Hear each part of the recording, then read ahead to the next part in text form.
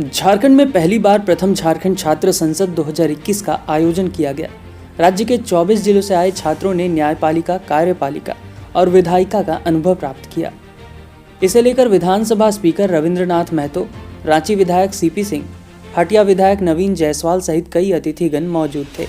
24 जिलों से आए छात्र छात्राओं को प्रशस्ति पत्र दिया गया।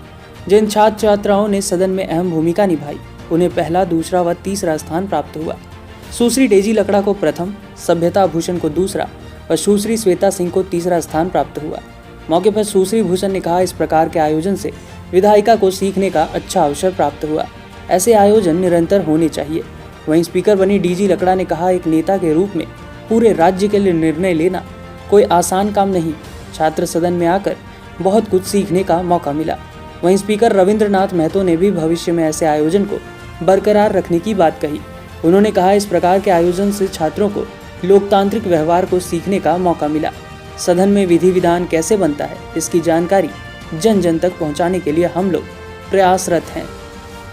पहले तो बहुत बहुत धन्यवाद। हालांकि ये पर्यावरण संबंधित एक विधेयक पारित की गई थी, जिसमें हमें कुछ संशोधन चाहिए था। हमारी सरकार पहले से भी बहुत सारी कानून, बहुत सारी विधेयक चलाई जा रही है, लेकिन अभी भी, जैसा मैंने पहले भी कहा था, कि अभी सारे जितने विधेयक कानून अभी तक पारित हुए हैं, उस पर संपूर्ण तरीके से अनुसरण नहीं किया जा रहा है। और कहीं ना कहीं जो इसके अध्याय में जुड़े हुए वक्तव्य लिखे हुए हैं, उसमें कहीं ना कहीं मैं देखती हूँ कि काफ़ी सारे नकारात्मक चीज़ें दी हुई हैं, जैसे कि 7 वर्ष के बाद वृक्षों की कटाई होनी चाहिए, और मैंने खुलकर उस मुद्दे का जिक्र किया। तो मैं चाहती हूँ कि आगे आने वाले दिनों में इस विधेयक पर संशोधन होना अति आवश्यक है। मेरा पहला अनुभव रहा इस प्रकार से किसी सदन को चलाने का। बहुत ही अच्छा अनुभव था और बहुत ही अलग अनुभव था। एक नेता के रूप में पूरे राज्य को सोचते हुए निर्णय लेना कोई आम बात नहीं है।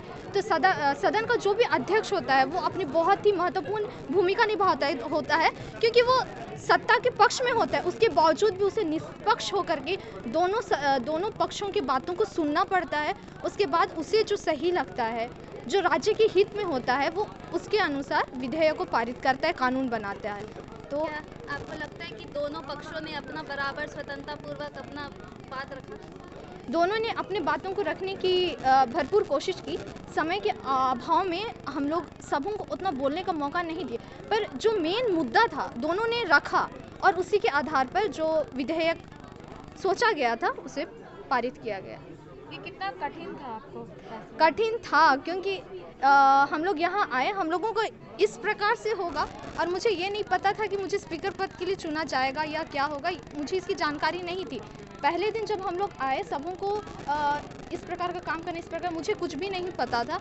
लेकिन जो यहाँ हम लोगों को जिन्होंने प्रशिक्षित किया, यहाँ पे जितने नोडल ऑफिसर्स हैं, सचिव हैं, संयुक्त सचिव हैं, इन्होंने बहुत अच्छी तरीके से हमें प्रशिक्षित किया, हमें बताया।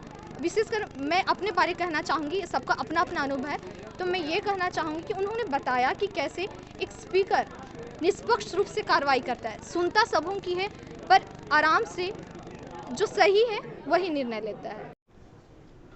देखिए, आखिर हम जिस देश में वास करते हैं, जिस राज्य में वास करते हैं,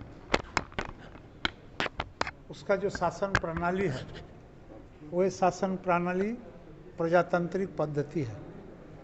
और इस प्रजातांत्रिक पद्धति का शासन प्रणाली के बारे में उत्सुकता पैदा करने के लिए या युवा लोगों को का भागीदारी निभाने के लिए उन लोगों को हम लोगों ने यहाँ पर बुलाने का काम किया, ताकि जो यूनिवर्सिटी के पढ़ाई समाप्त करने के बाद अपने पब्लिक जीवन में प्रवेश करेंगे, और उस जीवन में प्रवेश करने के क्रम में जो विभिन्न जगह पर जाएंगे, तो लोगों को लोकतांत्रिक व्यवस्था के प्रति एक ज्ञान हो। मैं आपको बता देना चाहता हूँ, आज के समय में जहाँ विधि और विधान बनता है, लोकसभा से और विधानसभा से, राज्यसभा से, और विधि विधान कैसे बनता है, विधि विधान बनने के बाद उसका पालन होता है, पूरे देशवासी, पूरे राज्यवासी उस नियम का अनुपालन करते हैं, और ये कैसे बनता है इसके बारे में लोगों को एक जानकारी होना चाहिए। तो हम लोग इस जानकारी को व्यापकता में ले जाने का प्रयास में हैं। अभी प्रारंभिक तौर पर हम लोगों ने यूनिवर्सिटी के अध्ययनरत छात्र छात्रा को ही चुना है। भविष्य में हम लोग इसको और आगे ले जाएंगे।